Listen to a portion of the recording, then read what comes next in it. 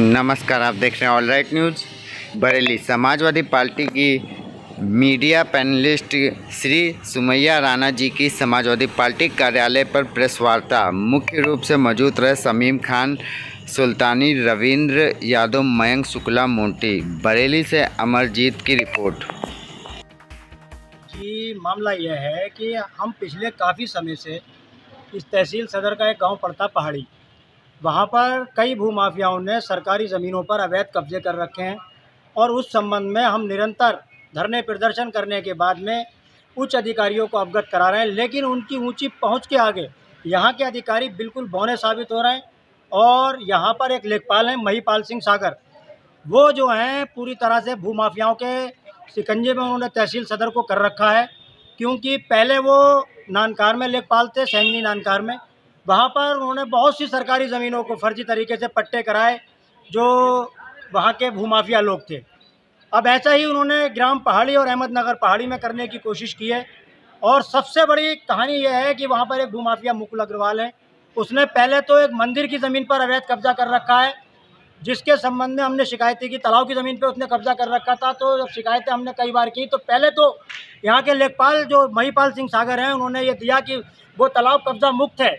जब हमने तहसीलदार महोदय या नायब तहसीलदार महोदय को ले जाकर वहाँ पे मौका मुआयना कराया तो उन्होंने देखा कि उस तालाब पर भूमाफिया मुकुल अग्रवाल का कब्जा है। तो इन्होंने आनंद फानंद में उस तालाब को कब्जा मुक्त कराया और उस पर कम से कम भी नहीं तो लाखों रुपए की लकड़ी थी, जो वो पेड़ इन्होंने अवैध रूप से कटवा दिए।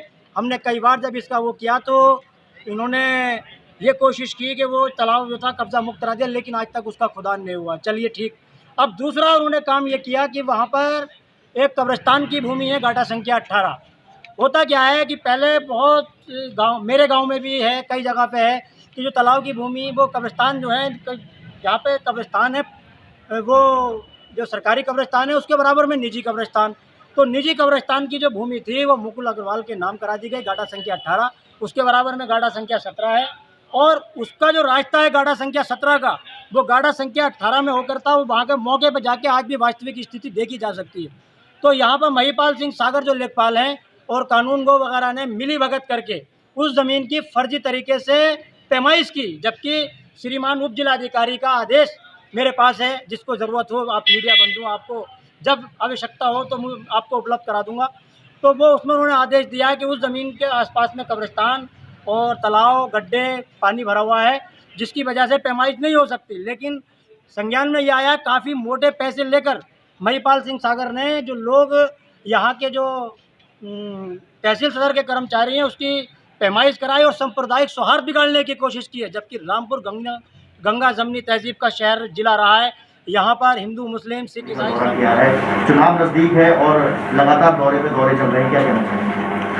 देखिए, जिस तरह की अफरा तफरी का माहौल पिछले कई सालों से, बल्कि जब से भारतीय जनता पार्टी ने यहाँ पे सरकार बनाई है उसके बाद से जो अफरा तफरी का माहौल मचा हुआ है और अब तो बिल्कुल हर चीज़ों की हदें पार हो गई हैं। तो ये विपक्ष में होते हुए हमारी जिम्मेदारी है पूरी तरीके से कि हम जनता के बीच जाएं, उनकी समस्याओं को समझें और उसी हिसाब से हम चुनावी मैदान में उतरें। क्योंकि इस वक्त जो वक्त गुजार के पूरा देश आया है वो एक ऐसा वक्त था जिसकी कल्पना भी किसी ने नहीं की थी।